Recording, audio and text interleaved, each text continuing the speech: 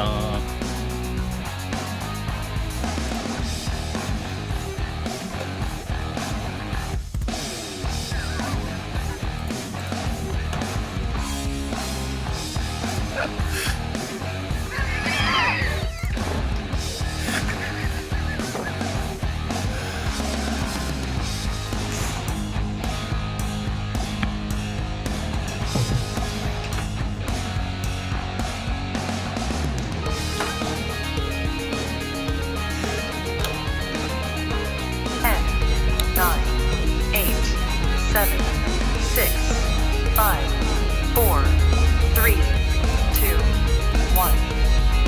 Let's start right out. Hey, what happened?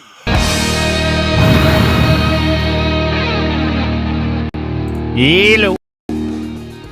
Hello. Hi, everybody. Welcome. Welcome to the program. My name is Dean. That is James D. Fiore. To my right, that is Lachlan Cross. Directly underneath me. Feels weird. Normally, you guys are the other way around, but we'll leave it like this today. Anyway, hi. Busy day today. Really busy day today, actually. Got a lot going on. Caryma Saad, Caryma rules. She's going to join us live from Hospital Row for the Freak Show. As you know, they are protesting. What does she do for a living? She's a lawyer, right? Yeah. She goes around and records assholes being assholes. So that's her job. And she's a lawyer. No, I know she's an asshole documenter. Oh, okay. All right. She documents assholes. But she would get outside of this running around videotaping weirdos, she actually is a lawyer, right? Yeah. Landlord-tenant law, like one of the best in the city. And she actually cares. She's not hustling for business. Like, this is kind of what she does. And I don't know if you watched her this weekend, but she was all over the Chris Sky thing. He got arrested like 43 times and acted like a tool. And then he threatened, and we're going to get to this, threatened Trudeau yesterday, so we'll get to that, because that's not a smart thing to do. Yeah, that's usually a pretty clear indication that you might be going to jail. Plus, he looks like he's aged like 20 years in the last year. Like, does he ever look tired, eh? Yeah. Well, I think it's the thing that jumps out at me every time I see him in videos is just how tiny he is. Like, it's funny. Like, he gets angry and you can't take him serious because he's half the size of the cops that are like dragging him into a cop car. How tall do you? He's actually, James, I bet you're taller than him, and you're halfway to a midget. I'm taller than Tim Raines, and he's not a midget. So how tall are you, James? I'm 5'6.5" exactly, because I need that half inch to feel good about myself. Yeah, Chris is like 5'4", 5'3", 5'4". Wow. I think Chris guy. Yeah, it's totally like Michael J. Fox short. That's really just short. Tiny. But yeah, he got arrested this weekend, and Caryma was in Hamilton, which is fucking crazy because there's all these anti-vaccine protests, anti-vaccine passport protests going all over the place. She's down at Hospital Row in Toronto, so she's going to look at Hospital Row for us, and we're going to talk to her about it. But I got this weekend, I was like so fucking tired of it. You know what I mean? Like I was like, fuck them. Like, fuck them. They're just dumb fucks. And I just took to calling them all fuck faces this weekend. Like, I'd get a tweet from a guy who's like, "You're not interested in alternative medicine," and I'm like, "Shut up, fuckface." like it's because it's not not getting a vaccine is an alternative medicine. It's just you being a fuckface. Right? Well, we're from fuckstick. Hey, let's go. Yeah. No, I think you're definitely. I think your frustration is matching those around us, like the sort of the greater. Yeah, everyone's at that point now. I got an email. For sure it is. I got a text from a friend of mine. He was at a funeral in Calgary, and I think it was his aunt passed away, so they were having a funeral, and there was this huge discussion about the funeral because his cousin is an anti-vaxxer, and like, of course, she's 30, 40, 50 pounds overweight. She smokes. She's got 3 kids, and she's a single mom, right? And so there was all this. No one wants to stand up to her, but I mean, my buddy's like, somebody needs to step in here and just tell her, right? Of course, she wears a fuck Trudeau mask to the funeral. Oh, yeah. Dude, I can't believe she's single. Yeah. Like, what's single mom? Let me guess. Single mom? Yes or no? Single mom? Yeah. Yeah. 3 kids. Let me guess. Morbidly obese. Yes or no? Yes. Yeah. Okay. You just told Let me Small guess. town. You saw her before and after having a dart out by the front entrance of the funeral home. I did not see her, but yeah. Okay. Well, I can guarantee you she did. smoked. Yep. Yeah. I guarantee. Here's another thing. Did you see her accept money for blowjobs? Like to give blowjobs, 10s, 20s, 30s? I don't know. We should guess what she drives. I'm guessing it's an e-bike.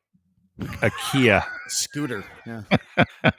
It's one of those e-bikes. You know those, like, I call them DUI-cycles.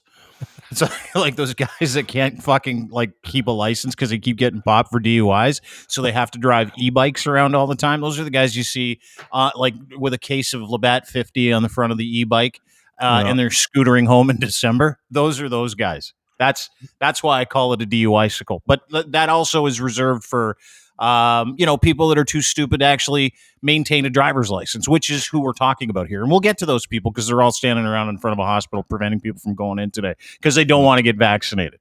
And we'll get to the vaccine stuff. We've got lots to get to, but I don't want to start the show off with sourness today. I really don't. I want to start the show off with something that I came across this weekend that buoyed me. Like, it made me think getting old doesn't look so bad. Do you know what I mean? Like, and it's not that I'm afraid of getting old. Like, I'm 48. I've embraced it. Like, from 40 to 45, I was like, this is fucking weird. I'm in my 40s, right? But now I'm 48. I get it. Well into my 40s. Very happy. But I was like, I don't want to get old and be fucking boring and, go, what's that smell all the time? And always complaining about how fucking cold it is in my house. You know, like, I don't want to be that guy. You sound like Lachlan, only it's what's that sound? Which we'll get to. But I came across, did you guys ever play the game Headbands? It's like charades where you put a little card in this headband and you can't see the card, but everybody around you can. And then we had a racist name for it. Yeah, I'm sure you did. Because you live in Alberta, right? That's how you do stuff out there. Everything gets a racist name. Poker is what we called it.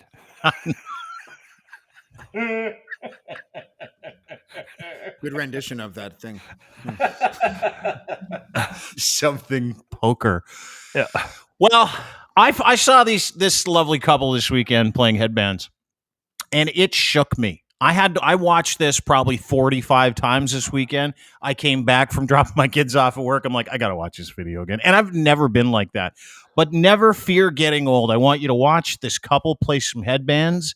She's trying to tell him that the card on his head is a beaver. It's yeah. Corn on the cob? A squirrel? A squirrel. A cat, a rabbit.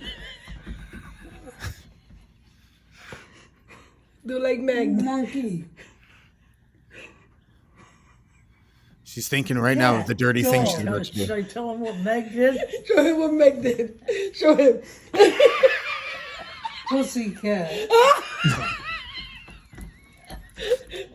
What's another word? What's another word? Pussy. Meow. No.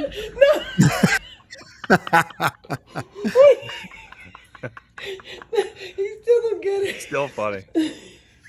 She's pointing at the teeth. Come on, old man. watch this. You eating the pussy? Yeah, I read You it. getting down there? You getting down there, he says. Four-legged. Oh, God. Four-legged. It's a cat. Four-legged.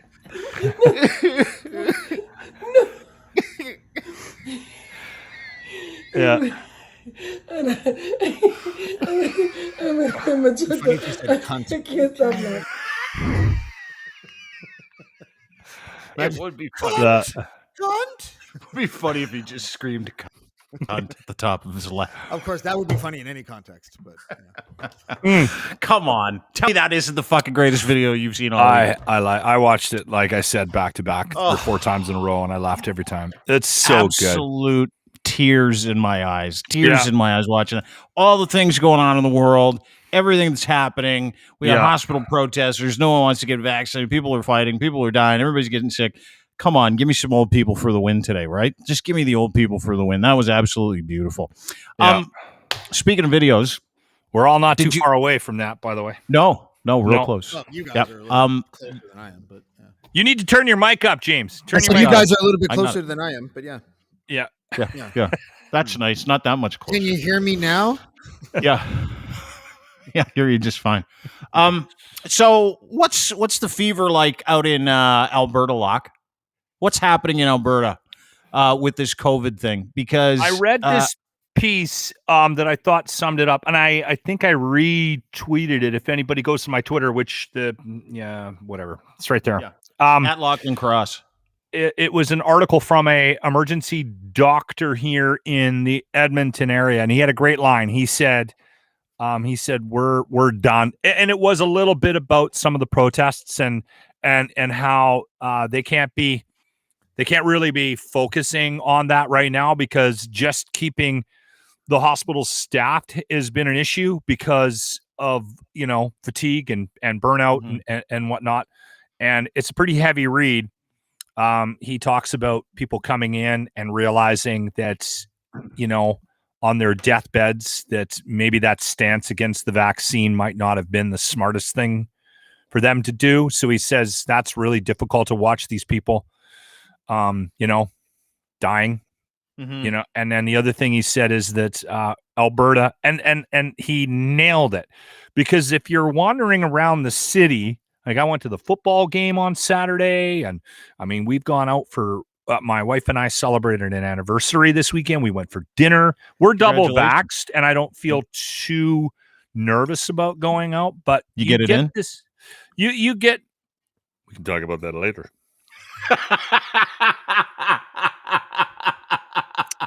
Anyway, he said that Alberta's done with COVID. It feels like we're done, but COVID's not done with us yet.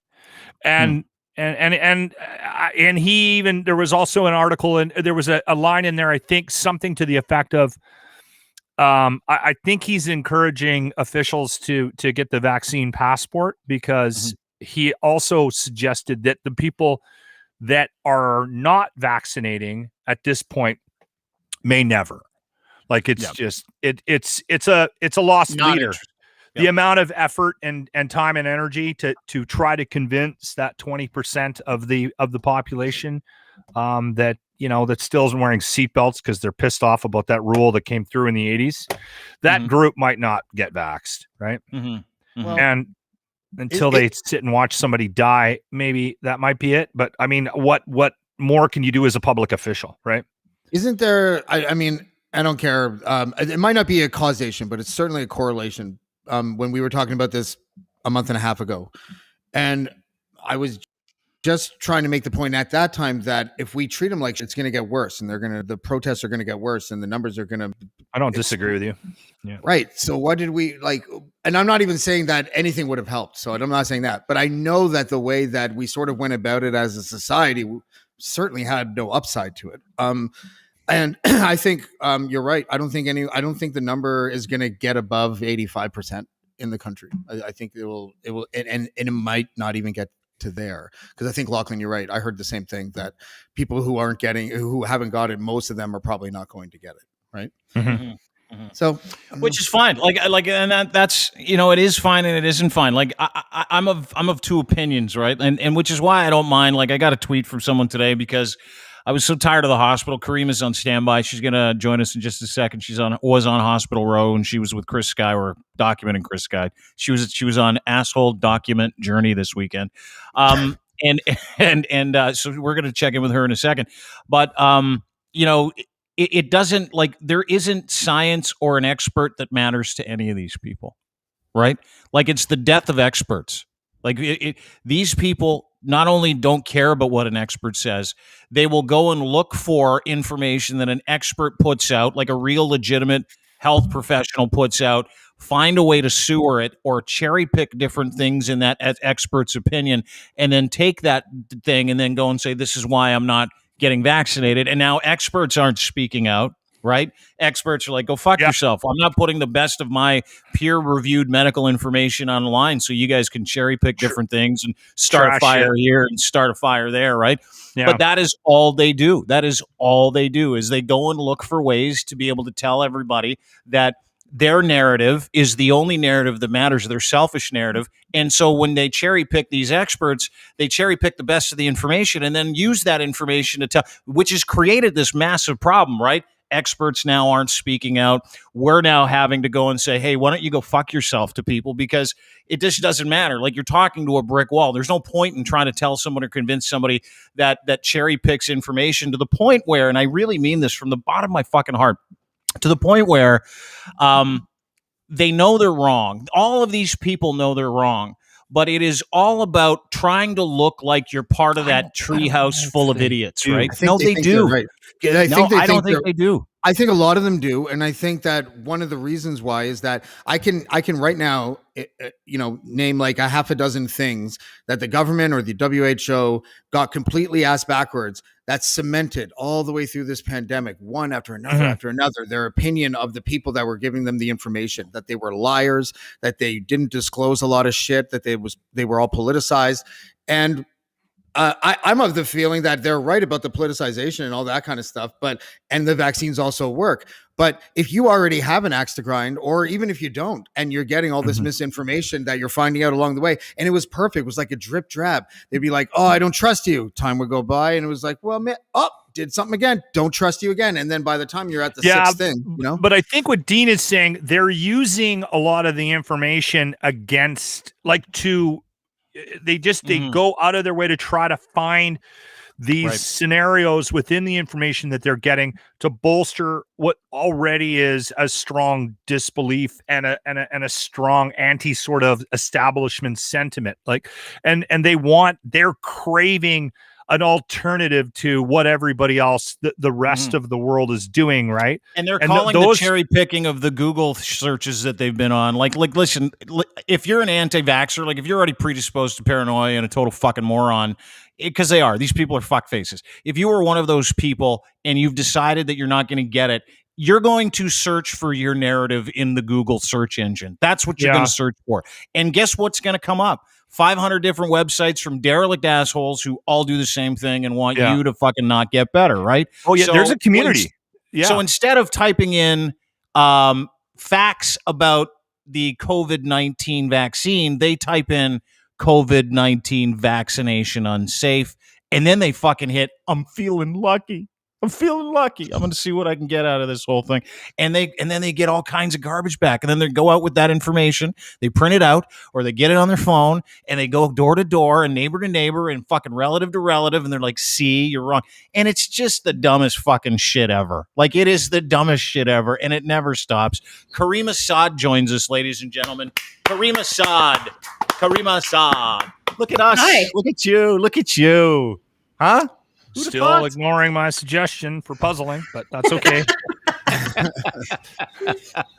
How are you? I'm good. I'm doing good. How are you guys?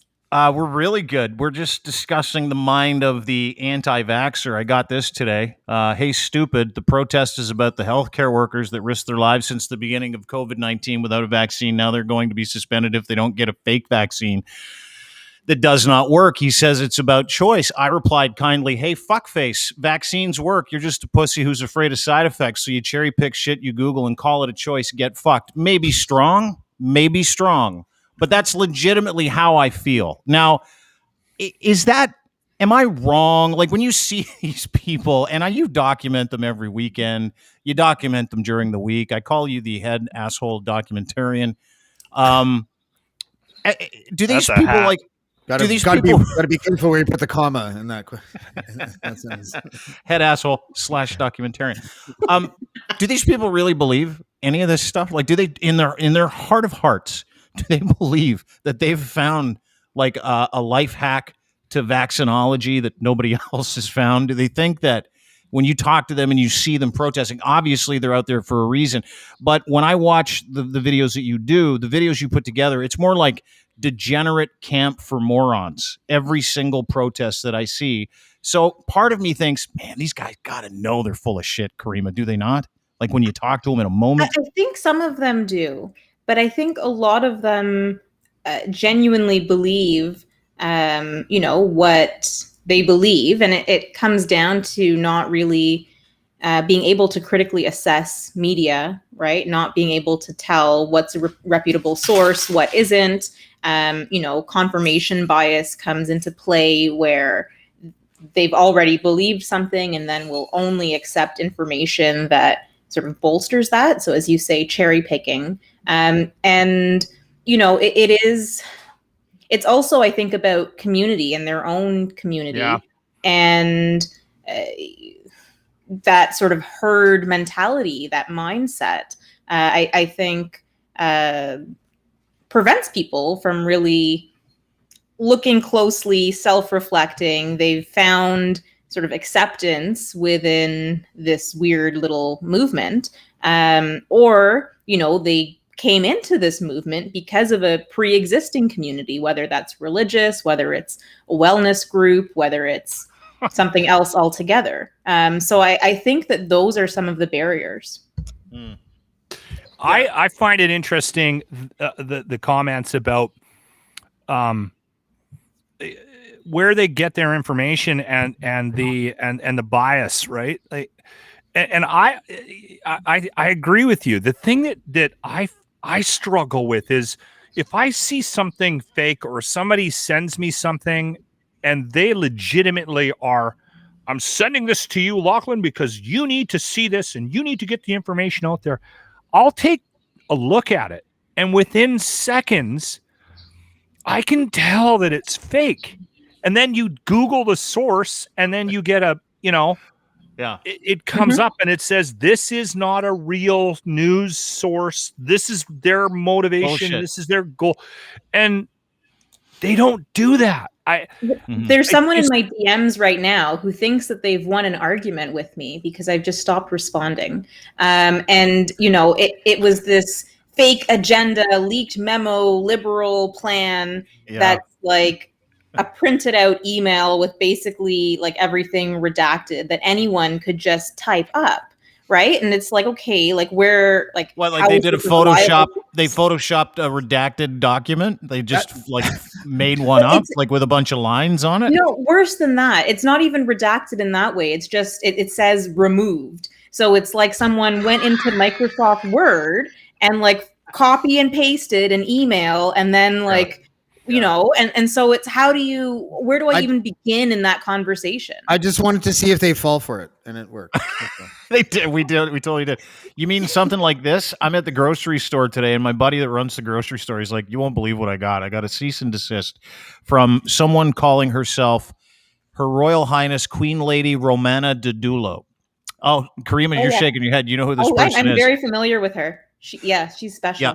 Let me read this. He got this like registered mail.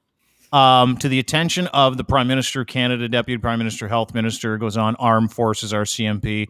Dear sirs, I, Romana Didulo, head of the state, commander-in-chief, head of government Canada, Queen of Canada, bring your immediate attention in order to cease and desist all the genocide and crimes against humanity under natural law, common law, treaty law, Article 6, 7 of the International Criminal Court Statute, the Nuremberg Code, the Geneva Convention, the Vagina Convention, the whatever, all the conventions. Are you making that up? No, it's like all right here, dude. I made up vagina for sure. Okay. But just a bunch of conventions. Stop all COVID-19. Right, my God. Sorry about that. I'll stop PCR testing, stop masking, stop lockdowns.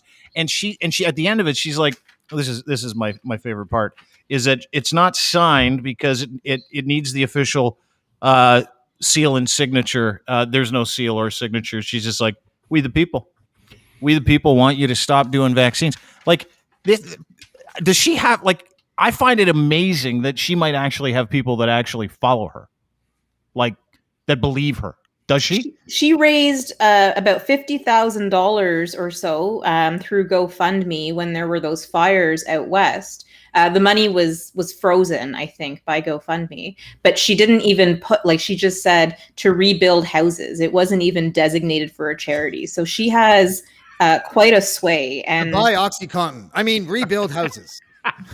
And part of the reason when Chris Sky, like, denounced his Q followers, and there was that whole little debacle a few months ago. It was because people kept posting this video of her in his Telegram, and I think he got annoyed about it, where she just declares herself the Queen of Canada.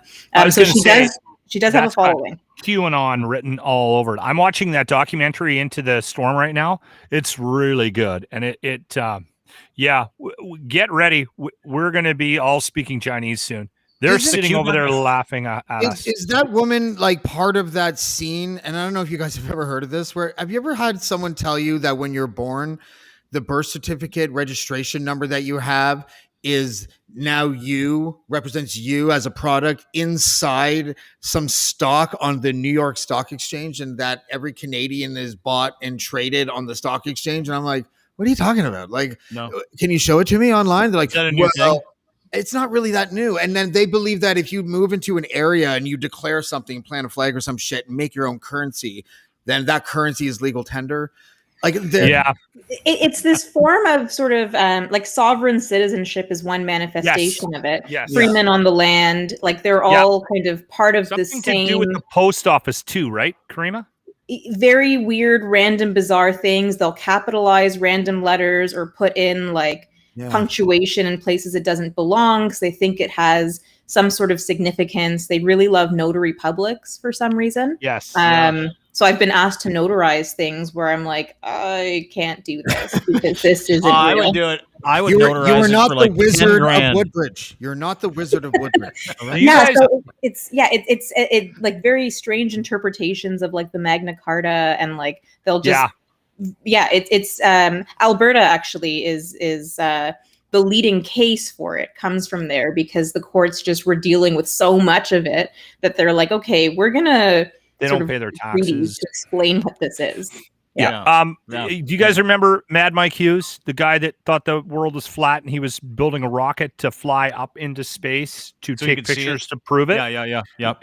And his rocket crashed. Yeah.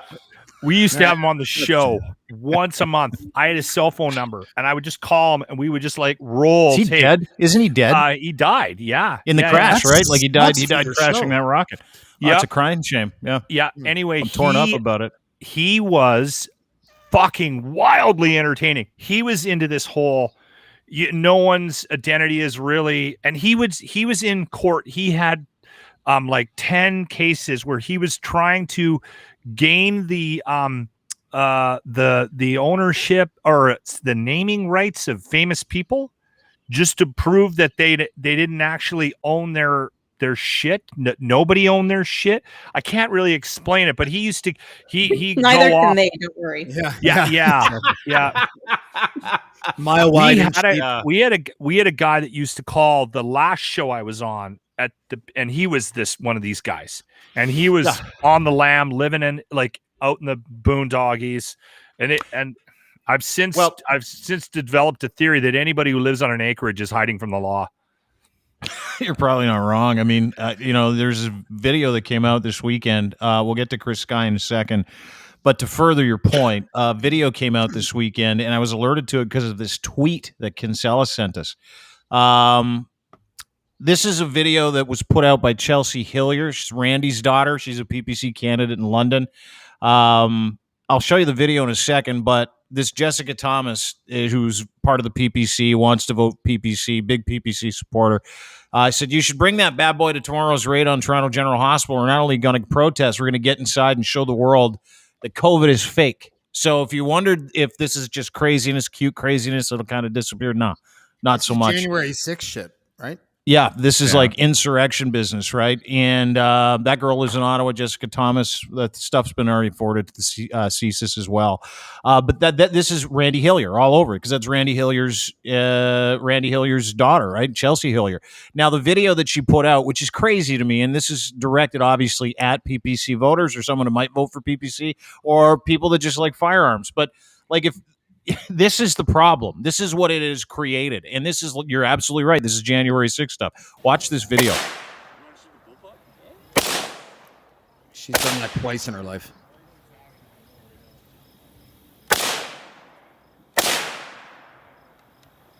It's dead. My name is Chelsea Hillier, and the PPC supports firearms owners.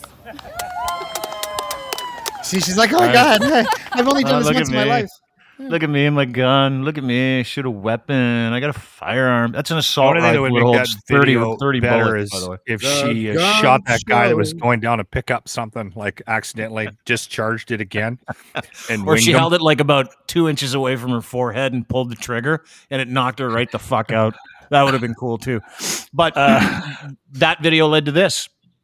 This Jessica person saying we should bring guns to the fucking hospital, and then of course there's the hospital protests today, right? And these people have guns. Like a lot of them have guns. A lot of them have weapons at home. These are all that same character that we're talking about, are they not? They're the same. We don't give a shit about the rules in this country. We don't want, our freedom is freedom of obligation. And is that not what this has created, Caryma? Like you've been watching this kind of bubble and boil for the last year and a half. Like, are you not seeing more violent people? Are you not seeing that mean streak come out here? And are these people almost all PPC voters? So I mean, There's a lot of people. I've been soured. watching it for about a year and a half, but I would say that it's probably been fermenting for much longer than that.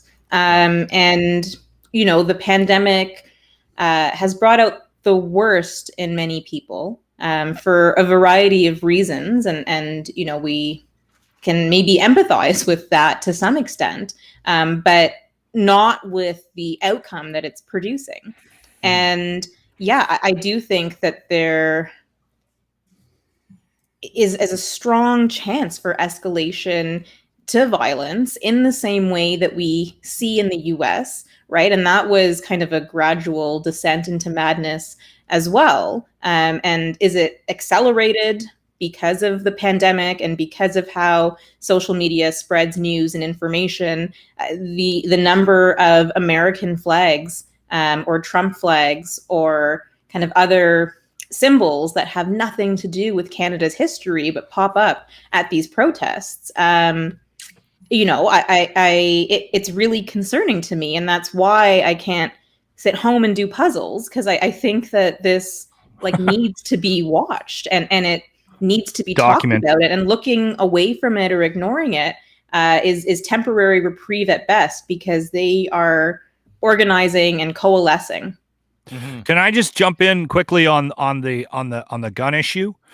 I think the biggest issue I have with this conversation is it's kind of like if you're on the road and you're driving any length of time in the summer, the guys on the motorbikes are by far the safest and the best drivers on the road. Mm-hmm. The majority of them are. They're the most cautious. They're the most concerned about their surroundings, and they're the best drivers on the highways.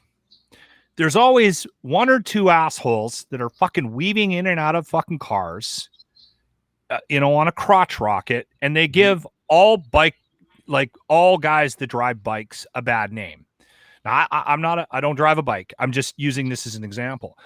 And there are a lot of really, really responsible gun owners out there, and they're not all going to rallies at the Ledge, or, they're not all pro-vax, and they're the safest people with firearms, and they're getting a bad name. I would be pissed if I was a responsible gun owner and being thrown into that mix, because that's the unfortunate part about it. And that's why guys that own guns and hunt and do that for, as a pastime to fill the freezer are so fucking angry about what's happening right now, because gun violence and the issue in the major markets, like the Calgarys, the Edmontons, Vancouvers, the Torontos with handguns and that's a different issue, but it all sort of gets piled into one, melting pot.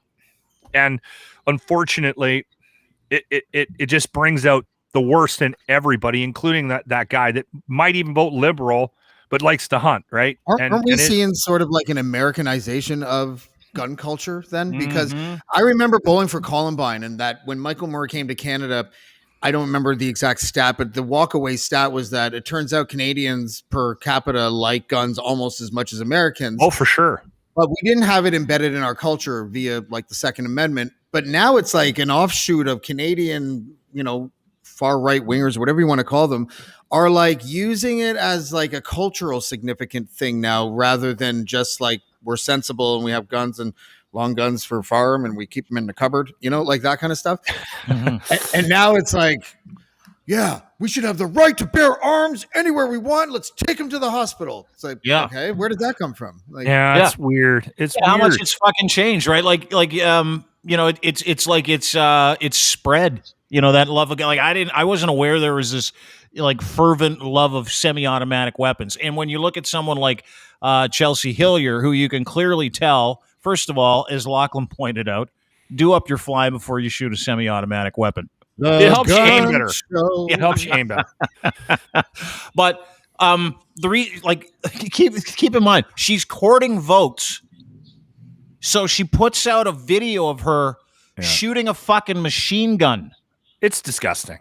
Like, I don't have a problem with guys who hunt. I've got no problem with long guns. No. I've got no problem with responsible firearms owners. I really don't. I have a problem with assault weapons in a country where we're not at war. That's a fucking problem I have. I got a problem with fucking handguns. That's a problem I have. No one goes to shoot a bull moose with a fucking a handgun or an Uzi, for fuck's sakes. We don't need these guns. We never did. But this woman has never shot a fucking gun, and she's shooting a gun to court assholes and lunatics, which is entirely what the PPC is. Now, Caryma, you were at the fucking look at me. I'm talking like I'm from Lethbridge. You're at the fucking parade this weekend. Yeah. Somewhere's over there. Yeah. You're turning, Albert. Well, I know, but you were in Hamilton this weekend.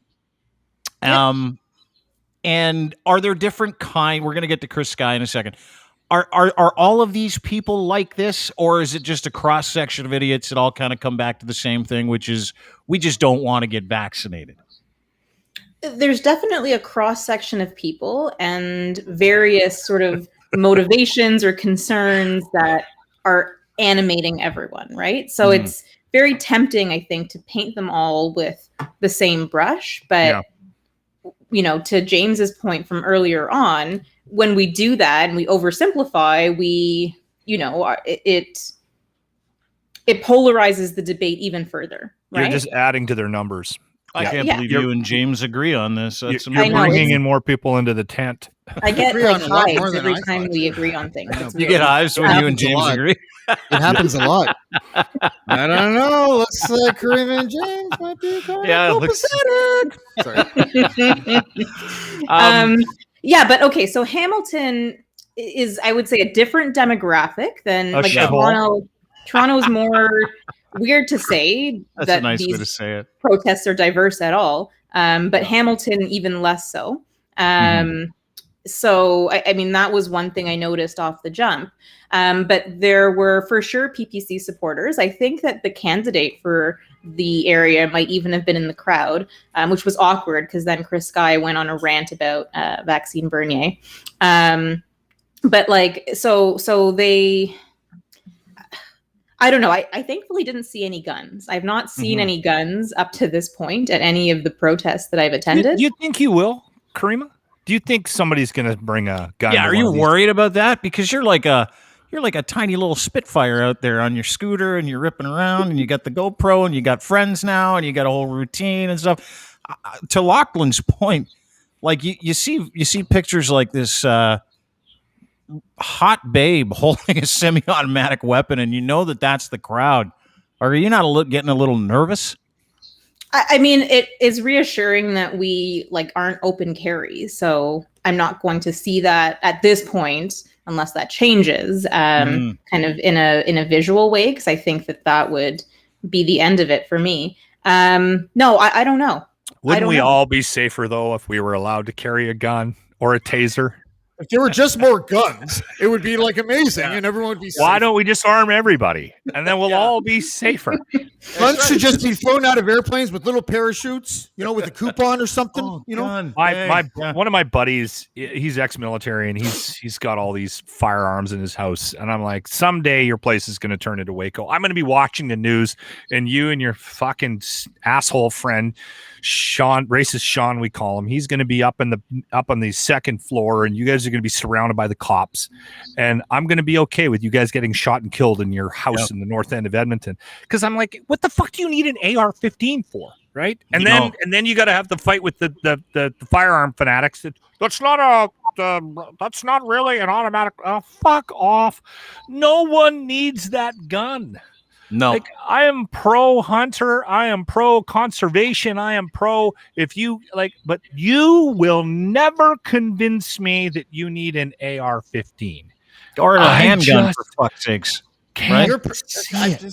I find it's weird that we're allowed to at all carry something that shoots projectiles and could kill anyone. Like I just find it, even when I hear responsible gun owners talk, I'm just like, yeah, but not everyone's responsible. You know, you can say that about literally anything. Well, I have tactical nuclear weapons. Yeah, but I don't use them. Yeah, but if you knew how much my buddy drank and how many firearms he has in his home, you'd go arrest him now. Like, he is hammered all the time, and he's got tons of guns.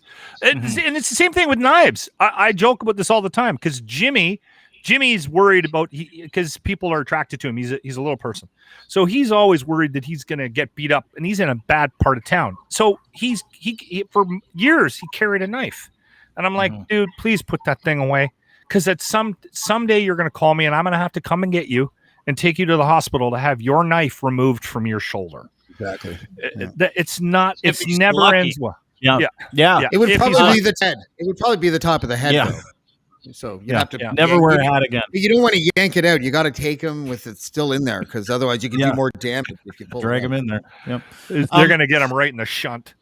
So Caryma, what happened to Chris Sky this weekend? He had an eventful weekend, I will say. So why do they keep letting him out? There he is. Yeah, he went to this rally. He was the keynote speaker, if you will. Probably 100, maybe 200 people. Let's stop there and have a laugh. Chris Sky was a keynote speaker. Keynote. Do you ever? They had to put a couple of old phone books, so he could stand. Yeah. You know, he's so short that when people call him short, like when Max Bernier called Chris Sky short, Chris Sky looked at him and goes, "What you talking about, Mr. B?" That was a long way. That was a long way to get. I flipped it at the beginning. Okay, so he's the keynote. Sorry to interrupt. Continue, Caryma. Okay. He's the master of ceremonies of the fuckface parade. Go ahead. Yeah, so he spews his usual garbage, hawks his merchandise, leaves. I leave also, and then get this Instagram message that Chris Sky has been arrested. So it turns out, and mind you, this is what I am hearing from sort of the group themselves, who are, liberal with their interpretation of the truth. So bear that in mind. Can I translate? Lying sacks of shit. Continue. Thank you. You're welcome. So apparently Kellyanne Wolf, who was the organizer of this event, got pulled over on the highway for an arrest warrant in Parry Sound. She gets taken to the station. Chris Sky, through the grapevine, I guess, is alerted that this has happened. He, for some reason, shows up at the station, and then the cops surround his vehicle and arrest him. So there were police at the event. I don't know why it played out in this way and whether they would have arrested him had he not returned to the station. But bottom line, him and Kelly are inside, and then his followers, and probably at the peak, there were maybe 24 people there, were outside the police station, like rallying for his release. The police did not care. He was held for bail. Ultimately got released on a new bail, but he was detained for probably about, almost a full day, I think. So now he has new conditions, different conditions. He's banned from Hamilton. He's not allowed. Got banished from Hamilton, which is like a blessing if you've been to Hamilton. It's like getting banished from Edmonton. You're like, oh no, I'll never go back. Hey. Pump the brakes on it's Edmonton. It's like someone saying you're never allowed in Winnipeg again. Thousand of homeless. Oh, that's a shame. So banished from this Hamilton. This is probably his eighth. This is his eighth set of conditions, I think. Since the pandemic started. So he gets bail a lot. But now with Thanks, 2 Dad. sureties, and I think it's a $25,000 pledge if he, breaches breaches his conditions. Yeah, Caryma, he's which he fighting for tends to all do. of our freedoms. He's fighting for our freedom. Don't forget that. I would find it everybody. very difficult if I was around him. And I don't know if you have the same issue, Caryma, because you seem to be at events with him in person. I would have a very hard time not going up to him with like a bag full of apples and sugar cubes. All I want to do is feed him an apple. Here's Through a a fence. carrot. Through a fence. The whole carrot, butt end first. Don't forget the ivermectin, horse boy. Turn I have the around, arrest. Chris. I have the arrest on video. Do you guys want to see it? You want to see Yeah. Chris get arrested? I've This is watched what it and 30 He times. looks like I'll a see it hand again. puppet. Look Yeah, I how know. much he looks like a hand puppet. It's you amazing. tweeted this weekend. It was hilarious. You tweeted this weekend. Is it wrong that I actually really enjoy watching Chris Guy get arrested? He enjoys it more, and we'll talk about Yeah. that on the tail end. Yeah. But here it is. This is Chris Guy literally getting arrested for showing up. Like, and listen, if I'm in trouble with the police, and if I'm going, if the cops are like, "Hey, we're gonna get you if you come here, fella. We're gonna get you." I wouldn't head to the police station for shit. However, Shit for Brains did, and this is what happened.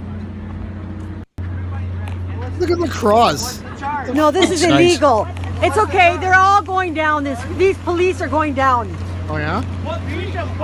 Yeah, they're going down. No, they're not. For doing Cops don't this. go down. For doing this. Is there any No way, man. This is disgusting. What is this? Is this what Hamilton Police does? They just make up their own Dude. rules? Dude, This is what they do, eh? This is what they do. yeah. Yeah, exactly. Exactly. This is, yeah, exactly. You should be ashamed of yourself to be police like. He's tiny. He's so tiny. So tiny. He's just His like a little girlfriend's guy. got I think she had her booty enhanced too. Yeah, she did. Yeah. Did you see Chris Guy's It's girlfriend? illegal. Yeah, it was wife. It's okay. They're all going There down. you go. Yeah, the These one in the white police are van. going down. Yeah, did you see she's got the fake No. booty. She's got the butt implants. You can see she's also got the chest implants, which is fine. I mean, I'm not here to judge anybody's implants. You want to get implants, get implants. But yeah, that's his wife. Look, you can see, there that you doesn't go. look real. Caryma, when you saw that, did you go, what is that? How do you do that? I was like, fuck, I need to do more squats or something. Yeah, that's not Caryma. That's not squat thrusts. Trust me. Okay, so he gets arrested there, and he goes to jail, and he gets let out literally the next day with a million conditions, right? Like a million conditions. You can't go to Hamilton, can't be on social media, can't speak about He's COVID. allowed to be on social media because the Crown somehow wasn't able to establish that he uses social media to like incite Yeah. people to so he's still allowed to be on social media, bottom line. Okay, so let me just fast forward. This is yesterday. This is one of your people that recorded this, and let me just bring this up. This is really actually fucking fascinating to me I haven't because seen this one. Is he getting arrested again? Oh no, no. then he came to Kensington Market, which is like my backyard, It and looks like he hasn't slept. I and saw he did an I eight ball saw the day them, before. but I was occupied, and I was like, I'm not doing this. not So doing anyway, you can roll the footage. Roll the I'm going to tapes. roll the footage. You were, I Roll believe, it. you were eating a goat Roll the roti tape, at this Dean. time, if I'm not mistaken. You didn't record this because you were eating a goat roti. Is that correct? Correct. That is Okay, good. accurate. Yes. Just wanted to make sure. This is Chris Guy, the day after getting let out of jail, talking about how he's going to get the prime minister. Fucking smart Justin dude. Trudeau's going to go and try to say he doesn't care about anyone's rights, care about anybody complaining. Well, he better care because people were throwing gravel at him before, and gravel is just the beginning. If he thinks he's going to do that to Canadians, he's going to have tens of millions of angry Canadians that want to do a hell of a lot more and throw gravel at him. So Tens of I millions. don't want to talk about him too much. One in three Canadians are going to be throwing gravel at Justin Trudeau by the time the next election rolls around, guys. No, he said tens of millions. That implies Yeah, so at even least if you give him 20 10, million. it's like a At third least of the 20 country. million. So that's 66 minimum percent of Oh, Canadians. tens. That's right. 20. Oh my God. Smarter than me. The fucking guy just can't shut the fuck up. Like, did you see that? Like, he's just fresh out of jail. It's like, don't fucking do another thing or we're going to get you. And you know what he does? He threatens the fucking leader of the Justin country. Trudeau's going to go and try to say he doesn't care about anyone's rights, care about anybody complaining. complaining. Well, he better care because people were throwing gravel at him before, and gravel is just the beginning. If he thinks he's going to do that Gravel to Canadians, is he's gonna just the beginning. Oh, We're going to that's- work He our way caught up himself to at the end where he's like, actually, I don't want to talk about this too much. Right there, but- Apple. tens of millions. tens of millions of Canadians. There's 34 million people in this country. He's going to get them Chris. all. Angry Canadians that want to do a hell of a lot more and throw gravel at him. So Have you had any I vitamins don't C want to talk about. But you Did know you see what that? though? When Hold it. Did you see the irony at the end of this? He's going to get it. We're getting the prime minister, and at the end, he's like, I probably should have said that. I don't want to talk about him too much. But I remember whenever I got arrested in high school, I remember once I was and I bet you Justin Bruckman fought at the same place once, the McDonald's parking lot in Whitby. And anyways, I fought some guy, and then the cops arrested me. And I remember that feeling like it was just happened yesterday, of almost feeling, I don't know if cool is the right, but you have the cuss behind your back, and the girl that you want to date is like over there, and you're just like, fuck, man, it's a little tight on the cuss, you know, like, and you just kind of feel a little cool for some because you're an idiot, right? Yeah. That's the Arrested Development. He fucking loves that shit. Oh, he huge. loves getting arrested. He loves having the camera there and his fucking fake ass Kardashian meth head wife there, and all these people like watching him, and they're like, oh my god, hey, don't let him take him. And then he's just fulfilled. The dopamine spike that's all he cares about, it feels like, you know. I think I said that, Caryma, because you put up the video of his partner in crime, Kellyanne Fuckus or whatever her name is, or Farkas or Fuckwad or Fuckface, I don't know. Kellyanne dancing, who to me, and I know you don't want to be involved in conversations like this, and I'm sorry I'm going to say what I'm going to say, kind of sorry, but not totally sorry. She just looks like if hepatitis had legs. And I'm watching her dance and walk out. Like, there's a video of you recorded of her walking out of the police station to a cheer from all of these asshole supporters of hers who don't believe in science or objective reality. And I thought to myself, well, there it is. That's why she's doing this, right? She's finally, like, Chris Sky and Kellyanne, whatever, and all these other meatheads. It's in our nature, finally, right? someone to somebody. Like, when that's she got the feeling released, I get. Yeah. It was really remarkable because there was this there were several children there actually in Hamilton, like at the police station. And this one woman, presumably to her son, is like, this is the lady who's fighting for our rights and freedoms. Go stand beside her so we can take a picture. And it was just like very disheartening. I think is But isn't that the point, though? And she Isn't loved that it. exactly? Yeah, they found a community, right? And they're being propped up, right? You know, when they failed grade 11 and they had to go get the job at Dairy Queen, they never thought they'd be this famous, right? Right. Well, and think you're about describing Trump too, though. That's a mega thing, it's right? the same person. Well, it's the same person. Yeah. Right? It's the same person to me. It's the same, like, Same demographic. inability. Yeah. Like Yeah. someone political, someone gave the worst crowd in North America the will to get political, and this is what it looks like. Social right? media. That was. Yeah. Rob says, our friend Rob Gill, Caryma, says he had to put up a $27,000 pledge just to get out of jail. Mr. Z, his buddy Mr. Z or Tony Z or whatever the fucking guy's name is, he's on the hook for 25 grand, Z. And and some other landscaper named Ronnie has to come up with 2 grand. Ronnie the landscaper, right? Generous guy, that Ronnie. Got one arm. He's got one arm. It's crazy. It's interesting because Z's initial pledge from the last bail, or the one before that, I don't remember, was $5,000. So now, you know, that money potentially is a write-off. He's going to have to do an estrangement hearing. But that's a lot of money. Mm-hmm. For someone who met I'm him okay with fairly all of it. recently. I would encourage him to keep. And if you love Chris Sky, we had a couple of people on the thread there that were clearly fans. Send him money. The more, the better. I honestly, it's everything I can do right now to not set up a booth in front of my house and start advertising ivermectin. Like, I want to go buy as much as I can, order it on Amazon, and just start doling it out. I think This is a business opportunity for me. I might even go to the you're farmer's market. Yeah. There are many who've treated the pandemic as a business opportunity. So just, Yeah. make that bag, I guess. Ivermectin suppositories by Lachlan Cross. Just don't put too much on the cracker. Yeah. Just like pate. Not too much. Not enough. Just smear it on there. Size of a quarter. Yeah. But Once or keep eating twice it. a day.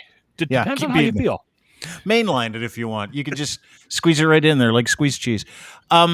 So this is pretty funny. Who How you doing, has Caryma? who has more classic teeth caps, Gary Busey or Chris Sky? Great question. I Well, don't know. Busey has some fucking dandies. Incredible, aren't they? Yeah. Just And when just you- looks like he has a mouth guard in. That's all. Yeah. That's all. You know. Yeah.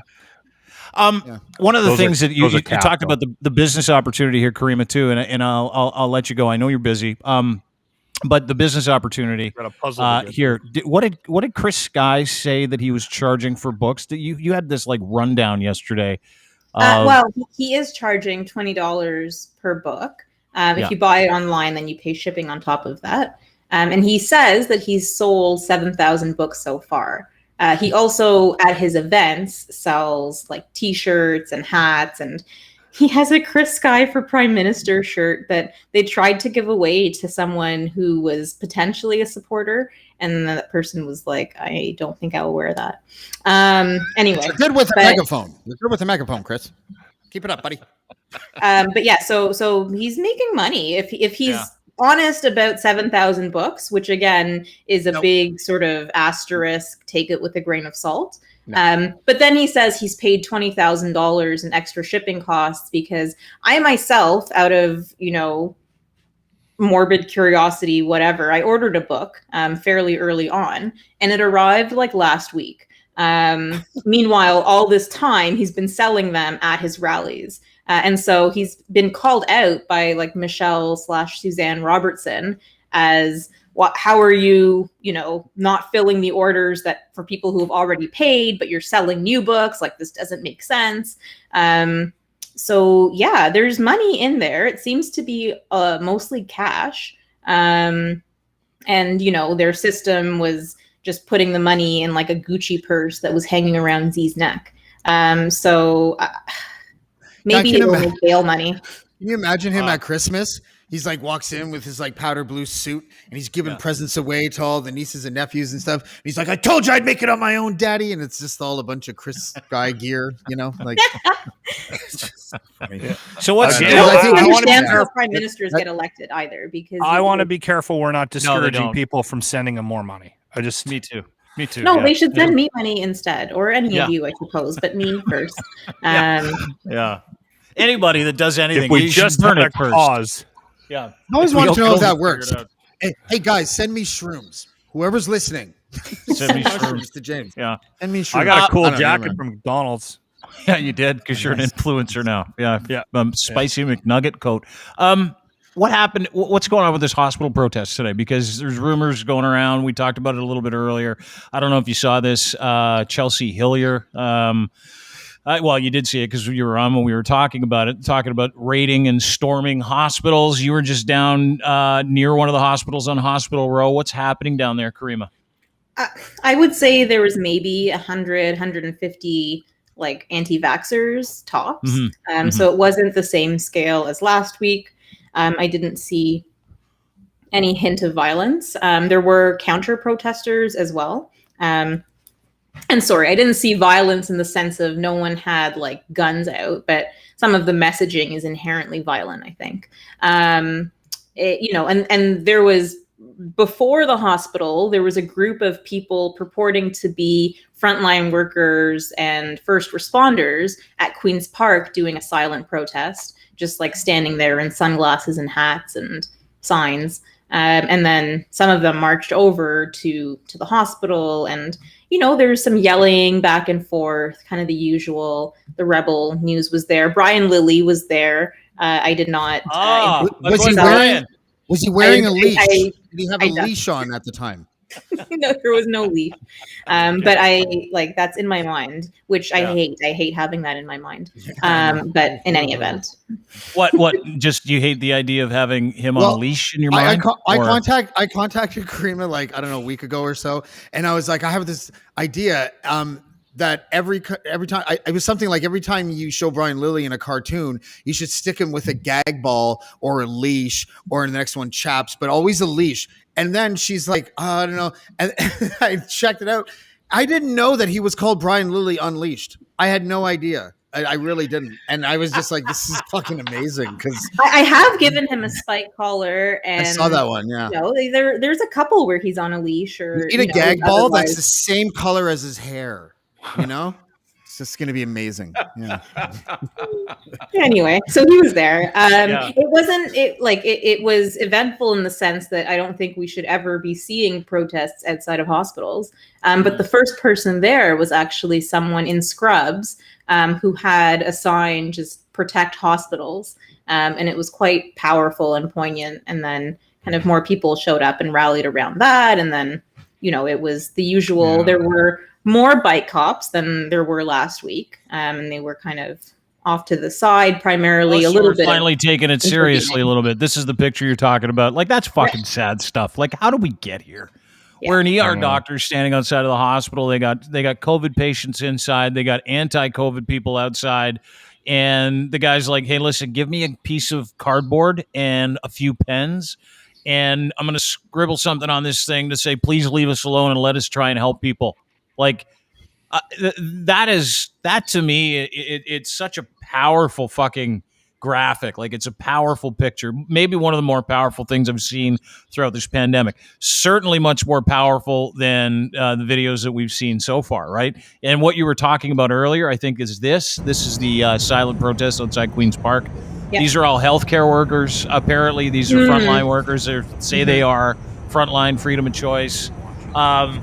They may be being misrepresented, but they want people to believe that these are frontline workers that don't want to get vaccinated. So these guys started at Queen's Park like this. By the way, I wouldn't put my life in any of their hands. Not one. None of them. If any of these pieces of shit showed up to help me, I'd say, leave. Leave. You're not interested in me. And that's the part that gets me, right?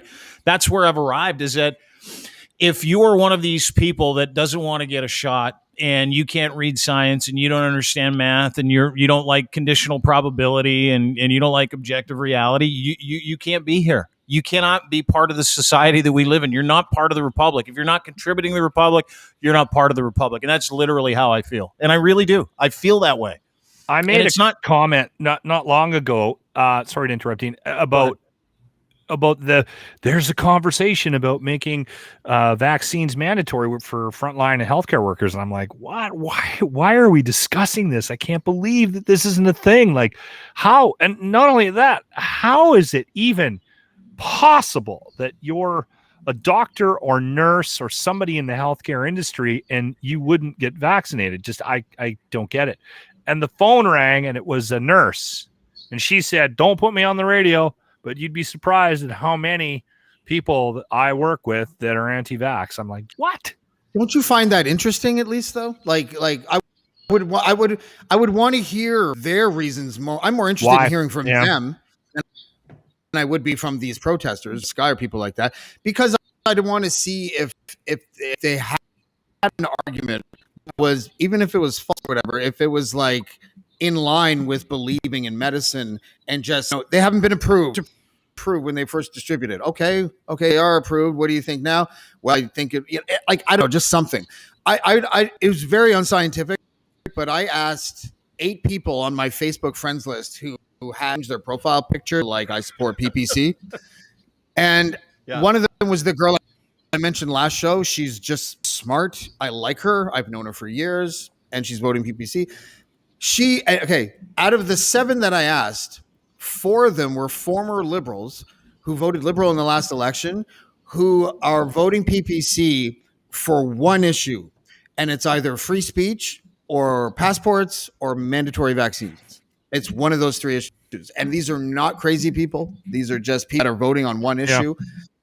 And Trudeau with his Bill C-10 for the free speech people, that was enough. They don't want to go conservative. I don't think that the protests are much of a bump for Bernier as far as the voting booth is concerned. But I think all the people that are not going to protest that are voting PPC, I mean, they might get like 12 to 15% of the vote if it keeps going in this direction because of all these things. This is like the perfect storm thing that happened when 2016 happened with Trump. There was like you fucking hated the candidate on the other side and protest vote, yeah. And politically active people that have no business being politically active because they have foam fingers are people that are now like going to the voting booth. This is the first time that I've ever seen a party right of center promote early voting. Because a bigger voter turnout usually means that left of center parties do better. And I think that they're looking at the data and saying that might not be true anymore. Well, it's weird.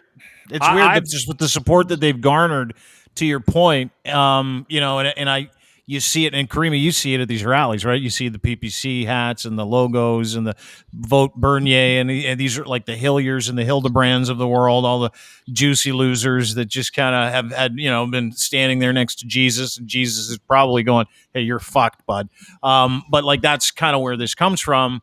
It seems like this is one of those angry protest elections where crazy might get noticed, right? Like crazy might get noticed because it's like, it's the same thing with Bodie McBoatface. Do you remember when then the British government was like, okay, actually, everybody can vote for the name of this boat that we're putting in the water.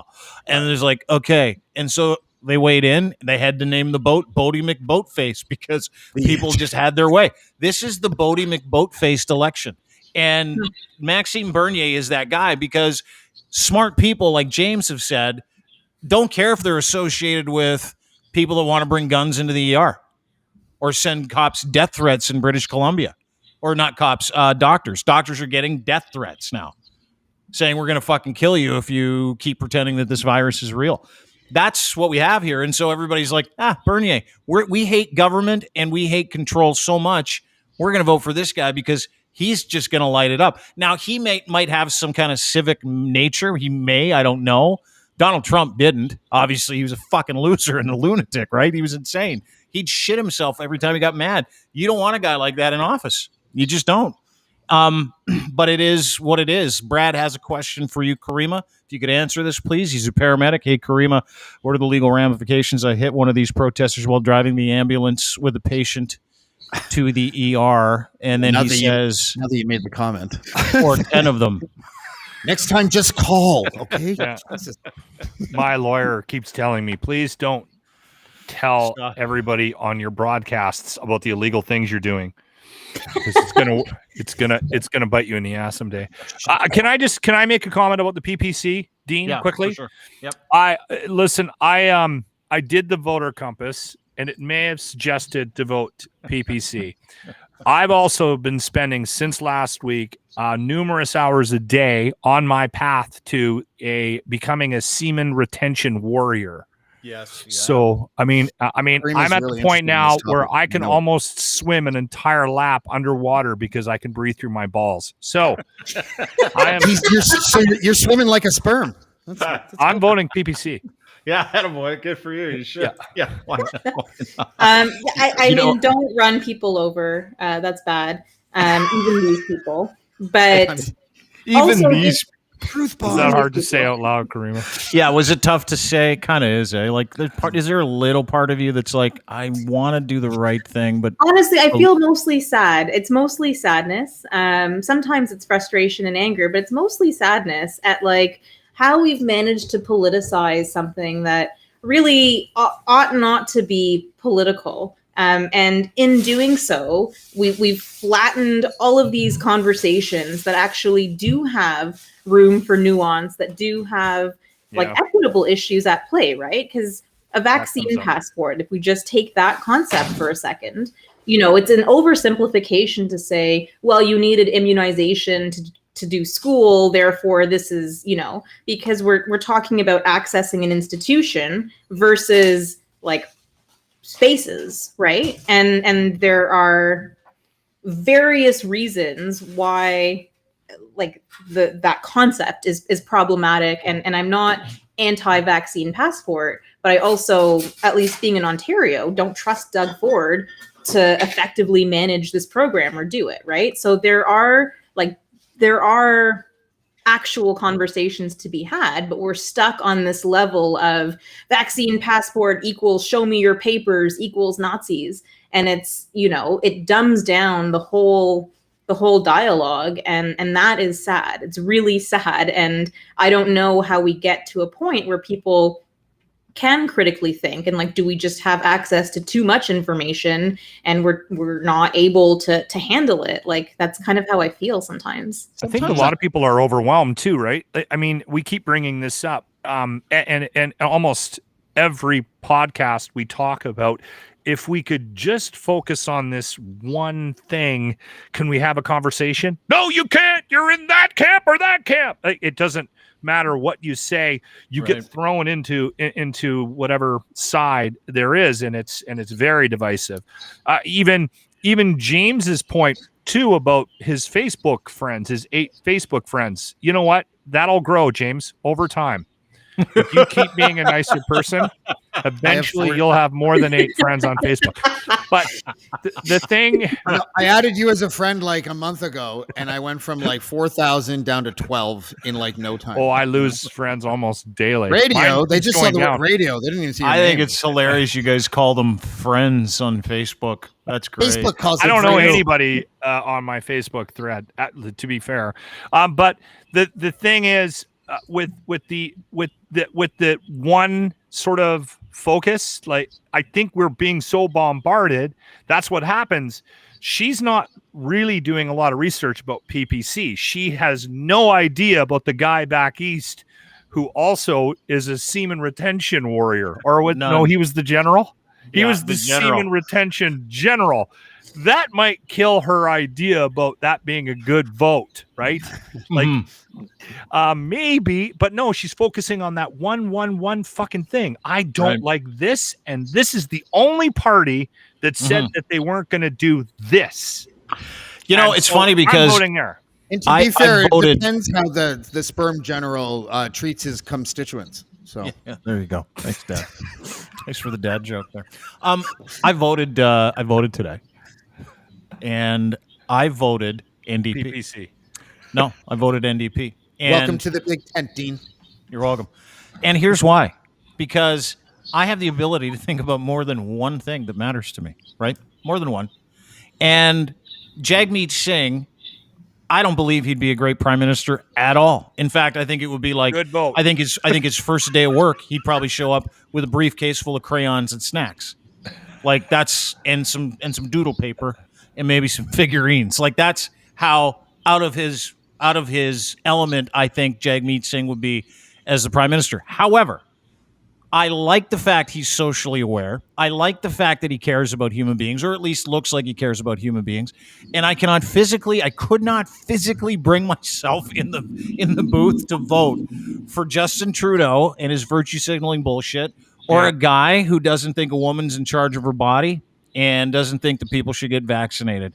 I couldn't do it. I left gay conversion therapy right out of the booth. I'm like, I can't do that either. But it was like, there were just really 2 really important things. Is like, can you vote for a guy that doesn't believe that that trans people are trans? No, I can't. Can you vote for a guy who's embarrassed of this country and wants us to be embarrassed for this country? No, I can't. So I voted for Jagmeet Singh. And it was the very first time I've ever voted for the NDP. I would never, ever vote for a socialist party before. It just wasn't in my mind. But because I have the ability to think critically, I'm like, you know what? He's not winning. There's going to be a minority government. Neither one of those 2 jackoffs are actually going to get the power that they want. So who gives a fuck? Like, let's think about where we can put our support according to the virtues and values that we have, as opposed to, you know, who can we get that's just as angry as us, and let's fucking create a party. Because that's what this is in my mind. It's like, let's go and harness the 12 dumbest percent, the most angry, illegitimate, low IQ section of this country, and let's start a fucking party around it. That's the PPC, ladies and gentlemen, in my mind. And Could be I think wrong. we're only like, because what Bernier did is he kind of created a home or a safe space for various fringe elements. And so we're just seeing the beginning. Like the fact that they didn't win a single seat the first time round, I don't think is the big victory that kind of, was touted. And they're growing now, obviously. And, I don't see it evaporating anytime soon because You think they'll get a seat though? Does anybody think they'll get a seat? I think they'll get. I don't know. I don't think Bernier chose a really tough riding, right? Like he's running. Isn't he running in Toronto Center? Isn't that where where his riding is now? Couldn't tell you. Anyways, but I think their support is probably disjointed, meaning that they don't have enough in each riding to translate into seats, even though they probably will have around 10 or whatever %. But I think they might get 2 or something like that. Like it just depends on their ground game. I don't know. They're clearly the party that has the most momentum, but proportionally, I guess that doesn't matter all that much to the Liberal. Well, it matters to the Liberals and Conservatives because, I mean, they'll be more than the difference percentage-wise than the victory of whoever wins between the Conservatives and the Liberals, right? A couple of weeks ago, like, I was en route to Grand Bend, and I was actually quite surprised at how many PPC signs like I was seeing outside of Toronto. So I don't know, but it wouldn't shock me, I think, if they took 1 or 2 sort of. I don't see PPC signs at all. Yeah, that's good. That's good. I see a lot. I don't see many Liberal signs either, though. So we see a lot of the NDP and a lot of the Conservatives. Seems to be the focus here. Don't worry. In They Alberta. need to save those. They need to save those signs because I truly believe, James, I could be wrong. I bet you we're in for another election in the next 12 months because no one's going to win this sucker. Like, no one is. It's going to be the same thing. Trudeau's going to have said to the exact do same thing this morning in his Grant report. That we'll have another election in 12 months. Without question. Without question, in my mind, we're going to have an Caryma, listen, I want to thank you. I know you're busy. Thank you very much for the work that you did this weekend. Thank you for having me. Oh, it was awesome. It was awesome. Look at you. Look at me. Look at us. Look at where we are in life. Look at us. This is not how I pictured being. This was not my 5-year plan, but that's okay. I know you did. I'm just You know what? Miracles do happen because you and James get along. Like I'm just chuffed. I really am. The fact that you guys agreed on anything, the best. It's the best. Her last point, you ridiculed me for making the same point like a week ago. So yeah, that's because we don't like you. But I mean, we can dwell on that if you want for the rest of the pod. Caryma Saad, Sadvocacy. She is a lawyer, landlord, tenant specialist. If you got an issue, sadvocacy.com. At Caryma Rules on Twitter. She is my favorite follow by far, as you can tell, because most of the stuff I tweet out, this lovely young lady does. And she's a warrior. And I thank you again. Great to see you. And we'll talk to you soon. Bye, guys. See you later, Caryma. My friend Caryma Saad, ladies and gentlemen. I'm going to send her my puzzle of the CN Tower. The night one, the all black one. Yeah, that'll take her years. The kids just finished it before they took off, so it's in a box. So I'm going to ship it to her. Before we go, sorry guys, I need to apologize because I should have started with this and I didn't. Lachlan is doing what some in radio circles are calling the greatest radio contest in the history of radio contests. Just me. Which is saying something.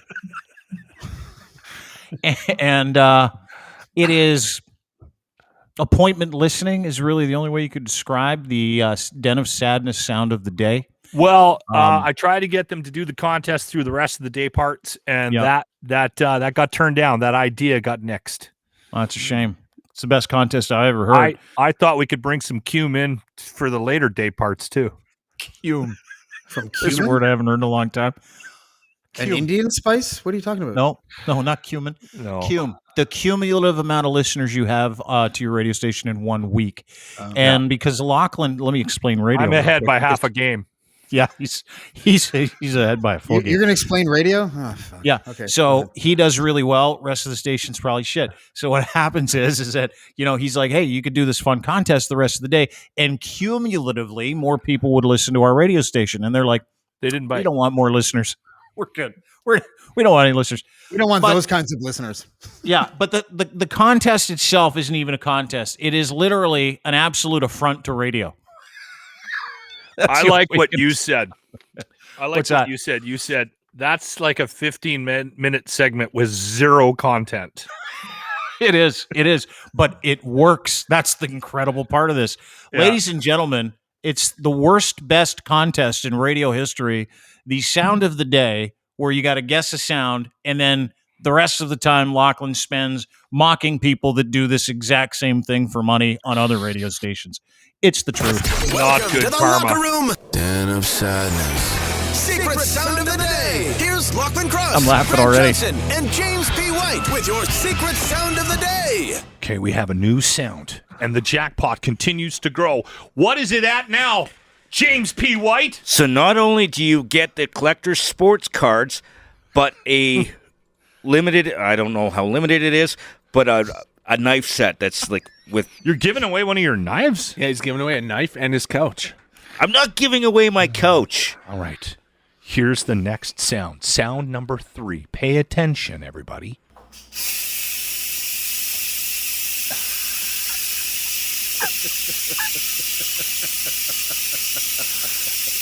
Tomorrow Could we get I'm it gonna a make little it bit longer next time. That's a tough one. You think that's tough? Uh-huh. I know what it is, and I was confused there for a second. All right. Go to the phones, everybody!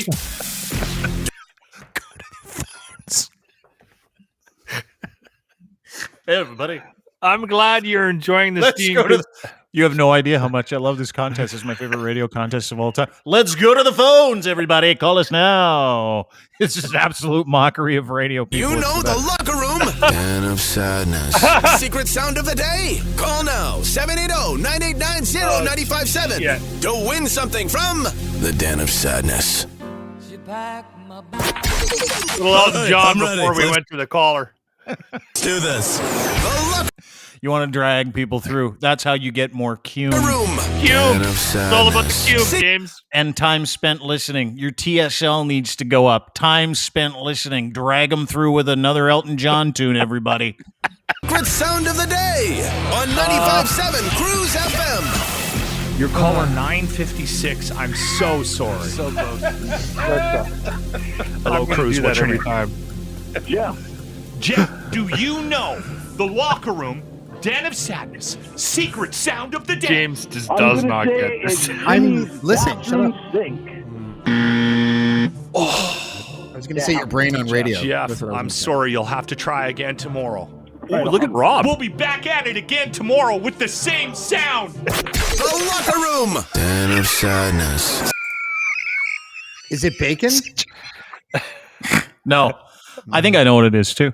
Don't put Rob's up because I don't want to. I don't want to give it away. I can't see the chat anymore. It's a mockery. It's like a fucking joke contest, and you don't want to give it away? Like, are you serious right now? Like you've been mocking it for a week and playing it for a week, and you're Don't like, give it away. Oh, don't. It's got to don't be give a it away. secret. Are you Dean, serious? It's got to be a secret. I'm kidding. Put Rob's up. I don't Yeah, know he if this says- would. I you know what? I'm not sure if this would actually qualify. Why? There's no kitchen in the Den of Sadness? No. Oh, because it's an instant pot. It's not a pressure cooker. That's why. Yeah. You son of a bitch. Isn't that just a type of pressure cooker? No. Rob's Instant pot gonna cooking try to fast. Rob's gonna try to win tomorrow. Yeah, he gets a couple old steak knives and a fucking bunch of dumb hockey cards. You know from, what? like, I the just thought of 80s. something. We should start doing this. I should go. What's that? And you know what? If you want to know what the answer is, tune in to the Dean Blundell podcast a little later on this afternoon. Not a bad We'll idea. give you a clue for tomorrow's sound. Yeah, and none of us will put this voice on the whole time. It'll be Plus, you incredible. have to use your computer or your phone to listen instead of your car. That's right. So no winner today, which is amazing. I got a note from the promo department. They're bothered. They're very triggered by this contest.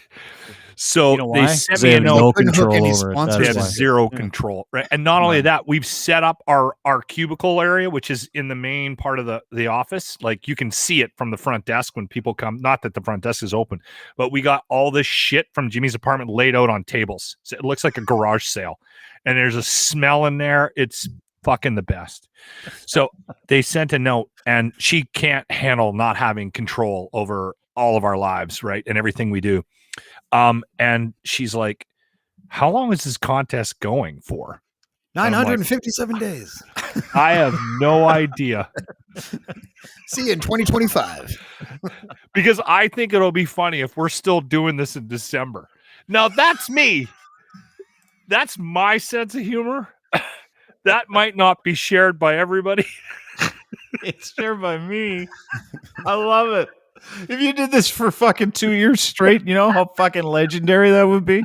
And you know how he'd had nothing left in his house? Nothing. He'd have Luckily, your boss would be losing his hair and getting, getting I almost did it. And I thought, no, it's too early for this. I might save it. But I almost went live with the phones. You're 1. You're 2. And I wanted to see if I could get them to go to 957. But I'm worried about that because I think there's only like 12 people only playing. Yeah, you can only, yeah, exactly.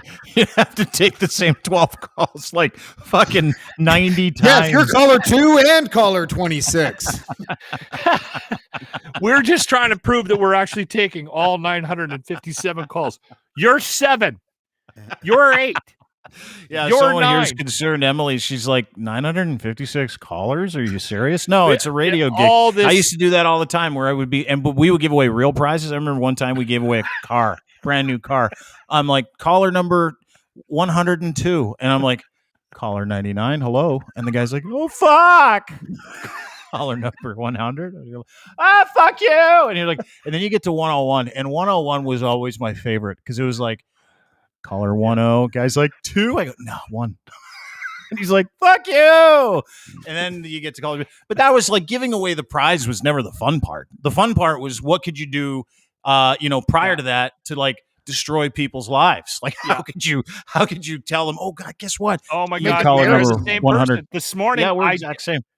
This morning, I didn't like the reaction I got from my caller 956. Yeah. So I did it like 4 times. I'm like, you're caller 956. And I'm waiting for the reaction. Yeah. Nothing. And then I go, you're caller 9. Oh, I'm so sorry. You're caller 956. I did it like 4 times. And then I'm like, Elton John's running out. And I'm like, better just give this away now. It's brilliant. It's the best radio contest in the world. You can find it at 95.7 Cruise FM in Edmonton. This is fucking horrible karma for me, though. Why? Like, it's awful karma. Because that's good news. There's no such thing as karma. So there is, and I believe strongly in karma. And the problem is that I break a lot of these rules. Like I am your typical old school radio guy, and like so people could. There's a lot of things you can make fun of me for that I do on the show daily. You mean like the old school radio stuff? Yeah, like this kind of stuff, time temperature, that kind of stuff. You get a little time temperature. I'm kind of shaking that. But yeah, I work in a building with the it's a 818. It's a minus 10, and we got the storm forecast today. And then they get into their bit, and it's like no one cares, man. It's all on your phone. Oh, fuck. They don't realize that, but they still want to talk and hear people. You know what's more important to me? What's that? Anything. Yeah, the entertainment news we have for you. That's way more important. Or us yelling at Jimmy about nerd news. Yeah. That's what I said to someone the other day. We were talking about radio, and it was a radio guy, and he's like, "Are you interested maybe in getting back in?" And I said, "I don't think so." And he's like, "Why not?" And I'm like, "It's for kids. Like it's it's like what kids do. Like, hey, how you doing? Nice to see you. Hey, did you hear? Hey, everybody, did you hear about the biggest burger in the world in Poughkeepsie, New York? Unbelievable. You know how much mustard they use? 400 gallons of mustard. Hey, good mustard, everybody. We had a fight off air today. Jimmy, God love Jimmy. Jimmy is not a radio guy, right? So he hasn't done this for 100 years, and so he really does. Well, you know Jimmy, he's trying to help me all the time. So he's constantly coming up with ideas or sending me things, and he says to me, he goes, I got this great story. It's about the new Bond movie, and I went, oh, cool. I said, send it to me, because I take all of our prep and I put it into one document and I send it to the boys so that we have a rough idea of where we're going. And then, of course, we never follow any of it, but at least we got a template for the next day. Right. It's something to fall back on, right? And I said to Jimmy, I said, what's the news? And he goes, bloop, sent. He goes, it's about how long the movie is. And I'm like, what? Who fucking cares about how long the fucking? Well, it's fucking news. It's news. It's Bond. People are talking about the Bond movie. I'm like, who cares how long the goddamn movie is? How are we supposed to? So we're having a fight about that. Like that's stuff you'll hear on the radio. I just read an article about the new James Bond. It's going to be the longest James Bond movie ever. That sounds interesting. Here's Big Sugar. Turn the lights on. It's 7:17. Here's Big Sugar, everybody. 21 today. Expect rain in the forecast today. Good to see you. Yeah. It's for kids. It does. None of it actually. Like I hear people do radio, and I'm like, you're not exercising your brain. You're not doing anything for the common good. You're doing that. You're just like delivering information. But whose nobody fault cares that about? Too, right? Well, like, I think a lot of it is not so much the guys behind the mics as it is the people responsible for. They've decided that they've got this perfect music mix, and that people don't need content after a certain period of time or whatever. Right? Like, I feel bad. Are the people in radio that have the perfect music mix, are they aware of cell phones yet? Like, are they aware of do they know Spotify, iTunes? But they're rotary cell phones. So that's right. It's Man, I sort of have this theory about radio. Like if you have somebody on there you don't want talking. Yeah, you sound like an old man snoring with your rotary phone. If you don't want them talking, maybe don't have them on the radio. Yeah. Oh well. But then who's going to work for $25 a day? Seriously. That's the other issue. That's the other thing that we've cornered ourselves. I'll do it. I don't care what it is. I'll do it. You'd be good. You'd actually be good if you didn't have a boss and we could just and you didn't have to communicate with employees. Like you'd be an awesome radio player, DJing, right? Yeah. If no one ever told you what to do, and there was never any professional development or a single suggestion, you'd probably knock it out of the park. I would tell. Well, you have to put your faith in the. I got it. I'll tell you this. The drink here, right? And this is probably why I don't get invited to speak to schools very much, right? Like, that list is a lot longer than this, Lachlan. I have a theory that radio school set me back 2 or 3 years. It took me 2 years to get what I learned out of my head, almost to the day. And I remember the conversation I was having on the air where I heard my own voice in my headphones, and it was like, hold on. I mean, I don't need to be this guy anymore. Like, honestly, I heard it. It was like a light that went off, and I immediately was like, holy fuck. That was me. I could be that guy. And then from that point on, it was a very different experience for me in radio. But I thought I had to be this voice, and I thought that the voice was more important than the personality. And is that because there's such a mega difference between? Because I've noticed that when I do my podcast, I'm not that comfortable speaking directly to the audience. Like it's different because it is different. And I think some people can do it really well and some people can't. I might be able to do it okay one day, but right now, not really. And I think that you have to have those two. I'm asking though, what you had to unlearn from college, is it a lot of it centered around that idea that, listen, it's you and the audience, or is there class? Yeah. Cause then, in radio school, I was fortunate enough to skip radio school. I went from having no training to actually being one of the best. Like me with podcasting, with no training. Yeah, the best thing that happened to you, honestly, Dean. Without question. 2 years. They put me in the thing, and they're like, "Go do it." And no one instructed me. No one told me what to do. I would have air checks and go, "That doesn't sound right." And I just do whatever I wanted to do anyway, and that's how it all worked out. But yeah, there was a real premium on voices back when I started. Like, they'd get tapes, like you'd sit in your boss's office and people would send in these things called air checks, right? Air checks were like scoped versions of your show. All the music just gone, just you. I couldn't think of anything worse than just to listen to a radio guy with all the music cut out. But that's what people did. And you would sit there and your boss would go, listen to this guy's voice, listen to this woman's voice. And you're like, and I would say this all the time. What's your personality like? I don't know. They sound great though. And I'm like, that doesn't matter. Like the radio voice doesn't matter. And so I don't even know, like I've been on a radio really for the last 4 years. I couldn't tell you I couldn't tell you if that's still a premium. I couldn't tell you what radio people look for. It is a bit. It is shaking a bit. I think. Yeah. Doesn't it feel like it's leftovers from when human beings weren't that smart? Because I remember being like 10 to 12, and I asked my mom, I was like, why do they talk like that? I was listening to like an ad on the radio, and I noticed all of a sudden, I'm like, don't you think these people sound fucking fucked up? Like these people, imagine seeing them in person. Hey, my name is David. Dude, James, I have met radio guys that keep their radio voice off air when they go out in public. They got fake cans. They got fake cans, those ones, all of them. When I worked at the Fan, there was a bunch of guys like that, and we all went for dinner one night, and you could hear the guys ordering, and a great group of guys for the most part, but guys were you could tell who was real and who wasn't by how people were ordering. It was like, I'll have the veal parmesan, everybody. I'll have the veal parmesan. Anybody else?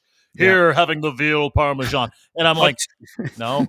Weather girl, what do you like, Weather girl? Well, first I'd like to start over here with just everyone still plays the role. But it's funny you mentioned by yourself, James, because what ended up happening with me is they started throwing me on by the time, I was 8 months in Edson, 8 months in Fort Mac, and then I moved to Prince George.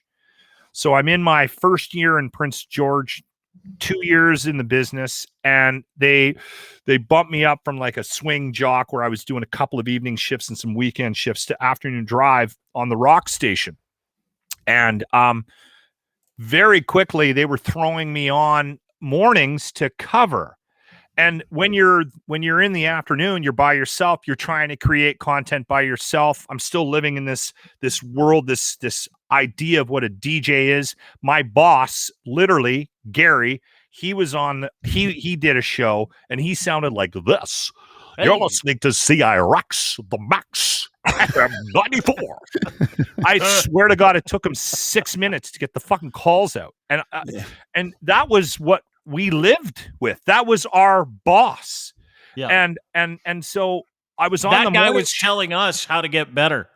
Think about that. Yeah. God. Yeah. That's like a throwback from like way back when, though, right? Like carnival barkers and all that. Like the people that would be like, "Welcome to the Piccadilly Circus, here for a limited time at Ithaca, New York." Like it's all the old James, those guys drive around the country. They're still on the radio.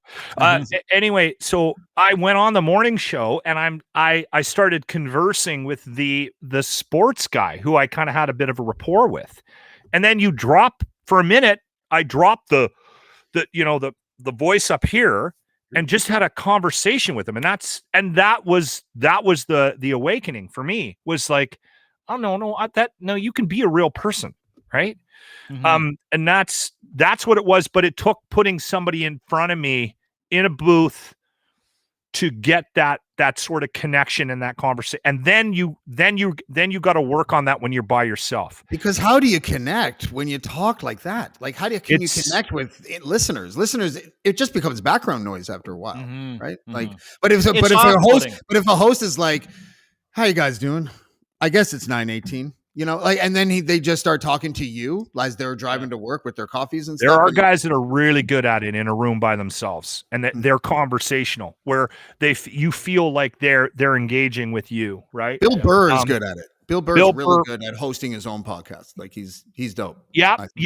No, I do actually enjoy him, and he's conversational, right? Mm-hmm. He's engaged. He sounds like he's actually having a conversation with somebody in a room, as opposed to trying to deliver information.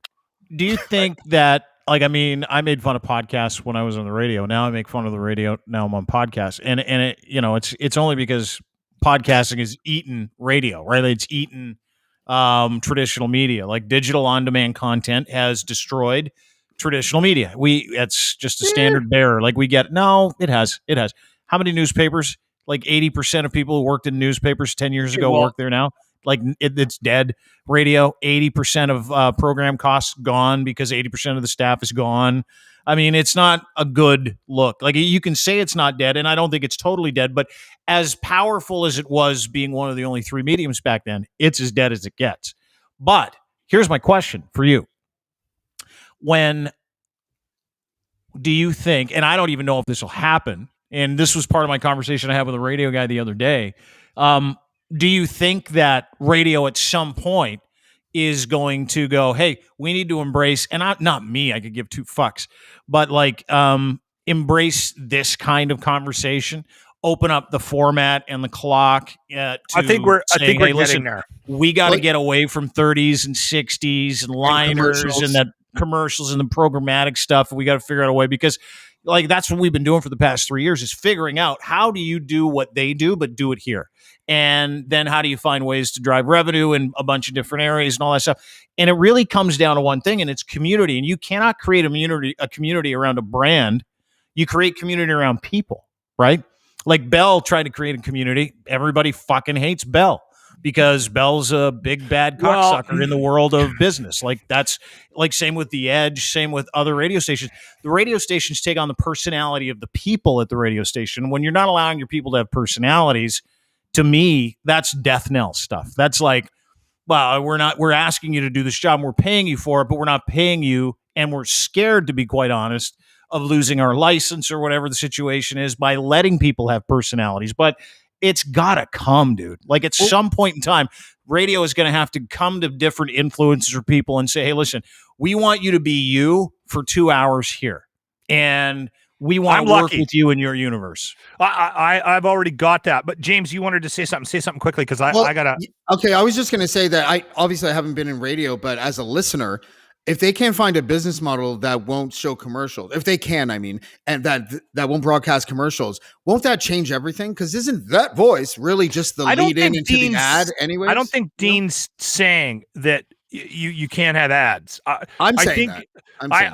I think what Dean is saying is that the concept of content and personality is they. But if I you think talk to a radio. It feeds each other. Like if you don't have ads, you don't have to make content that even thinks about ads. Therefore, your content might improve. That's sort of where I'm going with it. Well, I think we're at a crossroads right now, and it's interesting you bring up the big companies and how the big companies sort of sometimes supersedes the brand of the personalities. Right? You got to be a pretty strong personality to get your way, to cut through when you're working for a company everybody hates. Dean, even when you said that, when I remember back in high school, when I thought of Q107, I thought of the long-haired DJ that smokes cigarettes. And when I thought of 102.1, I thought of the shorter haircut and the more modern take of a rocker. That's what I pictured in my head when I heard those two radio stations. So it is. I think you're totally right. You're buying the personality of the people that deliver you the content, right? Mm-hmm. I think you are building a brand with a community of people. You're not building a brand with anything other than that. And that's exactly what for me though, I'll be honest, what's happening for me being with a foot in both worlds right now in terrestrial radio, and being very, very, very lucky to work in an environment where they've kind of given us some rope. We've had some success. I mean, we're not lighting up the city by any imagination, but we are doing well. They're making money. They're making money from this show and the number of people that we bring in. Our numbers are strong. We're a top 5 adults. I think we're actually 3 or 4. I don't know. They never show me the numbers. They just give us a rough 5 day. But we're a top 5 adults 25-54 radio station with a top 5 adults 25-54 morning show. That means money. And they've done it with a show that's irreverent, bit different, doesn't follow all the rules. And maybe they'll have to do like what sporting arenas did, where it's now called the Sony Center or the Scotiabank Arena or something like that, and just call every radio station, like name it, have one title sponsor. This is the Bud Light 92.7 Bud Light FM. You know, to just 95.7. That didn't work for satellite though. They kind of, but having a foot in both worlds, there are things that I think that podcasting can learn from radio and that radio can learn from podcasting. And I've said this before, and I don't need to blow smoke up Dean's ass, but I appreciate the opportunity to do this on a daily basis, because this actually allows me to work on it. I'm flexing a very different muscle on this podcast. Yeah, because on the radio you have to, but here you just never shut the fuck up, right? So it's like no, but like Lachlan's got a point, and we'll end on this, is that I think radio could use a good dose of personality, and I think radio could use a dose. But it doesn't, like, I could give two shits. It's not like I'm out here to change radio or change anybody's mind. It doesn't bother me. You already did, man. I enjoy doing already this. did. Yeah, I know, for the worse, apparently. If you ask people, People at are the paying CBSC. attention to this, Dean. I mean, you got to Yeah, give yourself some credit for that. I mean, you did it. No, for I know years. that. You had I know. people. You turned heads when you were on the edge, and I think you're now. At least I see it almost daily. I'm getting. I can't believe the impact and the response that I get after I get off this thing. Yeah, it's daily now. Yeah, and it's which brought is a great. lot of listeners to my show too, right? Which is great. Which kind of goes You to what keep you're thinking saying. I'm kidding. Like, I'm you can. fucking not. There's a No, I'm ton of not. people listening to me all over the country now because of this fucking thing. Well, it's a credit to you, and again, we're not sitting here stroking each other's wangs, but I am saying that, like, this is it works. Like we talked about it in the DM, right? Like you gotta have that digital presence. But my point was this: is that what you said is, podcasting could learn from the regimented aspects of radio, how to set up breaks, how to lead with your best stuff, how to really structure a show. Like, I mean, there's really nothing like it. If there's only one thing that I got out of radio, which I love today, it's like I can structure a show. It takes me 10 minutes. I know what I'm doing because the prep's at deanblundell.com. So it's just like a plug and play thing for me. It's really easy to do. But in the podcast world, there aren't a lot of people that do that. A lot of people just think that you can turn on your microphone, hit record, and then, just figure it out as you go. And you can't. Like, you've got to be able to kind of have both of those things. So to your point, you're right. I think that this industry could learn a lot from that industry, and that industry could learn way more from this industry if they just stopped and went, hold it. Maybe we don't have all the answers anymore. Maybe things have evolved to the point where our business is suffering and we need to look at adding a digital addendum to what we're doing, because that's where personality is. Like, we can have a fucking general conversation here that's legitimate. We can have a normal conversation with normal language that we use every day, every single day. Mm-hmm. That's what people like. They don't like this kind of stuff. Hey, how you doing? Because it doesn't fucking relate to anybody, right? That's ivory tower shit that nobody gets anymore. Anyway. Yeah, and the other thing too, I think, about podcasts that might be cutting through is the fact that, and I want to say this quickly too, like I think people would be surprised at the effort that we put into this and that I put into my show. Mm-hmm. Like, I mean, you want to make it sound like it's just kind of flying off, that it's on the cuff, but there is effort in it, right? A ton, yeah. Just booking guests are like, yeah. When I was doing it a lot more anyways, it was like, it was like a good 12 hours a week that, like, you're just sending emails and responding, and people are saying yes, and some people are saying no, and you're trying to get them, and it's just. I'm not complaining, but it's. But I mean, it can be annoying. Yeah. Well, it's work. It's work. And if you put the work in, it's like anything, right? You put the work in, you're going to reap the rewards. Lachlan Cross, 95.7 Cruise FM, where you listen to them online and listen to real radio, and listen to the worst contest in the history of radio tomorrow morning. Best. The it's best. The greatest radio contest. Because it's the worst. You can also find him on Twitter at Lachlan Cross. Thanks, brother. And my dear friend, James DiFiore, you can find him at Blackballed, the podcast, anywhere you get your podcast, including deanblundell.com. He's a terrific interviewer. And you can also find him on his own website called blackball.ca, and you can find him at deanblundell.com as well, or on Twitter at James DiFiore. It's blackballmedia.ca. That guest that we talked about on the weekend, when you phoned me really, really stoned on Saturday. Me? Are you where? Yeah. Oh, right. Yes. Yes. How close are you? Oh, I haven't talked to. I haven't. There's no new developments. You have to make that happen. I know. We'll leave it at that. Okay. Why do I know anything about it? You know about it. You do. It's a conversation we had like 3 months ago. The first time we had a powwow. Oh, that guy. Yeah, or girl. I think I may have tweeted about that person today as a joke. Oh, well then. I'll delete it. Not exactly a needle in a haystack. There's a 20% chance it's that guy. All right. Well, we'll look for it. Thanks, guys. Appreciate it. Great to see everybody. I know everybody's got a roll. Right. Thanks a lot. Thanks, James. Good day, guys. Appreciate it, guys. Guys, see you later, fellas. Thank you, guys. There you go. No problem. Thank you. My friends. These guys are my friends. It's great saying that, eh? Friends. Man, I feel different. Get to work with your friends. A great life is. Grateful for what we have. Never want things I don't. That's the key to life. Are you grateful for what you have? Yes, I am. Very. Grateful everybody stopped by today. Thanks to Rob, Naked Cheese Whiz, Van City, Ryan, Emily, who's a stud. Man, we've got Jeff, we got Stoney, we got Brad, we got everybody today. Thank you very much for taking part and being part of the show today. Wade, want to say hi to you. Kaylee, hello, nice to see you. And thanks to our sponsors and friends over at Ed's Fine Imports. His Gitch, put them on you. They got the pouch in the front, boxer briefs for men, developed for performance, durable and resistant to piling. No shrinkage, great fly hole, super soft. And don't forget about the banana hammock pouch in the front that you can keep your junk in. Order right now from edsfineimports.com. Use promo code GITCH3.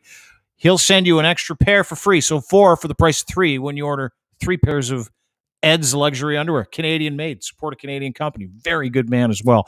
Always supports Ronald McDonald House charities too. So do something good with your money. Get yourself some nice luxury underwear from Ed's Fine Imports. His Gitch are the best. Gitch3 is your promo code. Use it at checkout. He'll send you a free pair full free. Our friends over at Easy Auto Financial as well. EasyAutoFinancial.ca. If you're looking for a vehicle right now, you can go there and no obligation whatsoever. Zero obligation at Easy Auto Financial. They'll get you the financing, get you the car, and send you the dealer that has that car that you need. Go to easyautofinancial.ca today. They are awesome.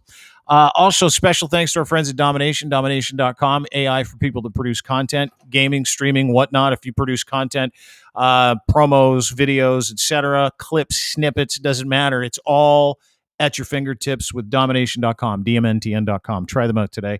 Instead of hours, it takes minutes. It's artificial intelligence for producers of content. Use them today for free. Try them out, dmntn.com.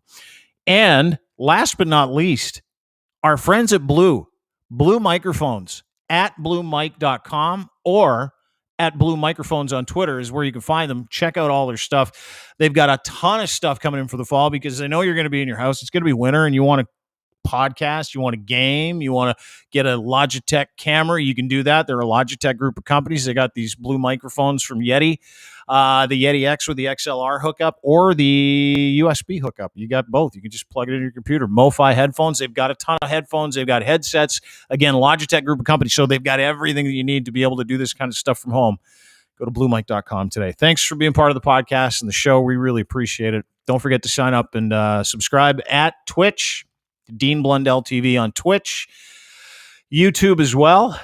Dean Blundell Show on YouTube, and you can also find us at deanblundell.com. Sign up for our newsletter there as well, and we'll just send all this stuff to you so you don't have to come back and get it all the time. Super easy to do, but you can find us where we get your podcasts as well.